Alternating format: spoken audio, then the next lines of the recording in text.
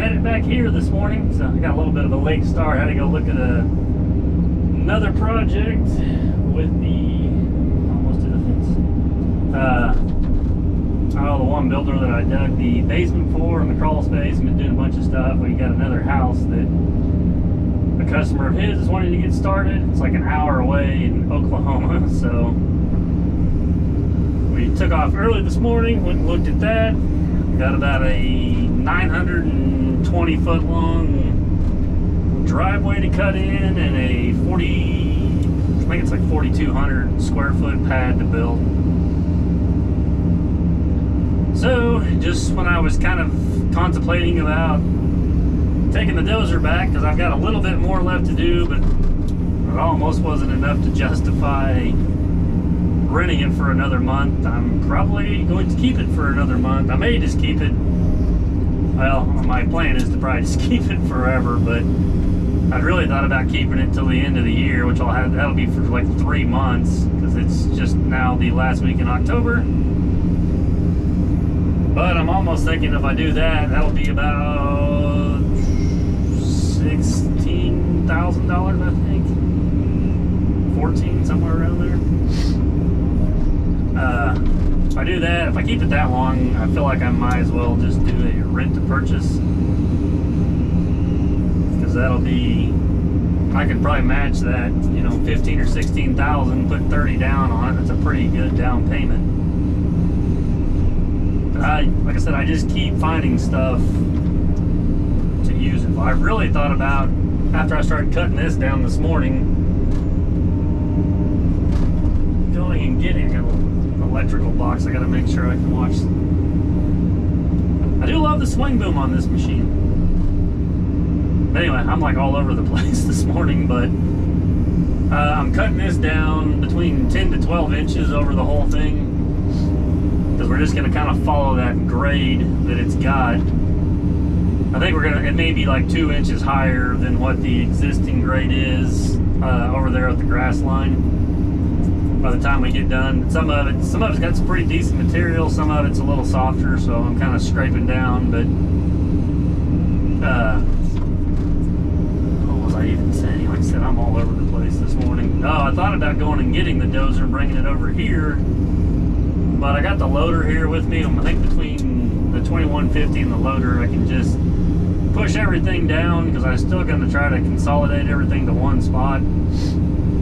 It'd make more sense to back the truck in here and dig this out and just load it right into a truck, but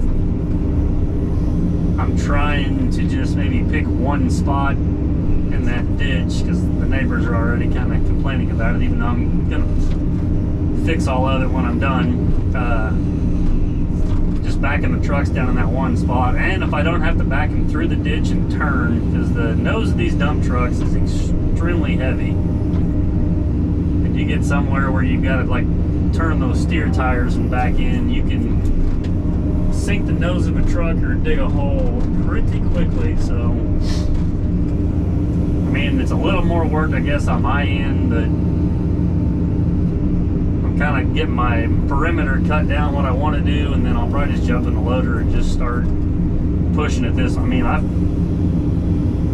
before I even had this, I just used the loader on a lot of this stuff. I mean, I could be using the loader probably right now. It's just the 2150's here, and it's a little easier to cut through some of this clay and such. Oh, we'll carry on, get this little bit done down this side, and then I'll probably move the excavator over to the other side where I'm going to pile it up, jump in the loader. I'll call Brian, the dump truck guy, and see if he can get me a truck, and then that way I can have the 2150 over there to load them, and then just be using the loader to push everything down there to me. We'll see. I don't know if I'll get it all done or not. If I can get everything out of here today, and probably start trying to haul a little bit of base rock in here tomorrow.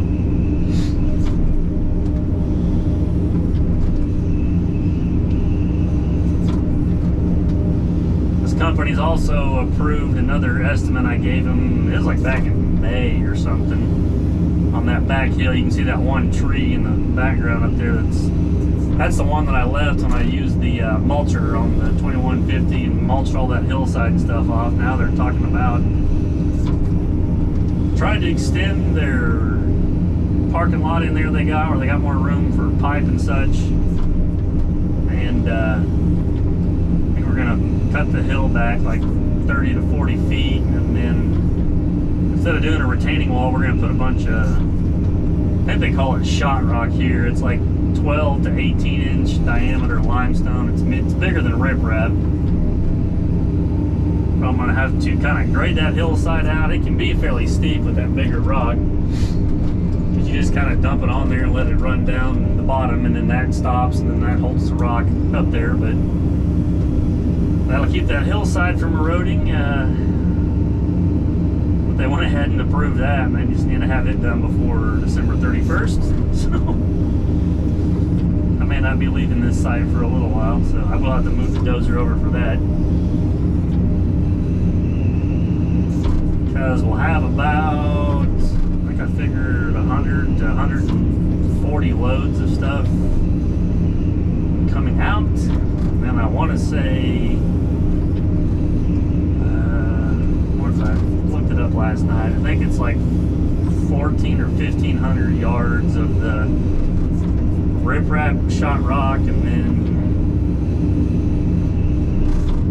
a couple hundred yards of base rock to put on the bottom. So another pretty good sized job.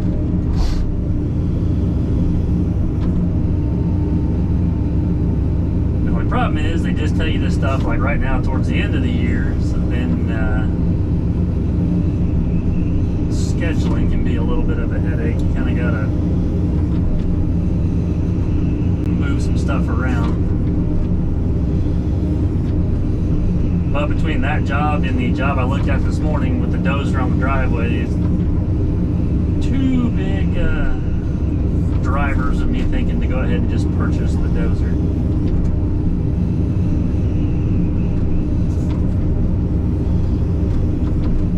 So we'll see. Enough talking. I'm sure you guys are tired of hearing me talk. We'll get the loader. I think it's warming up right now. I started it. And, start pushing this stuff down here and get me a little stockpile.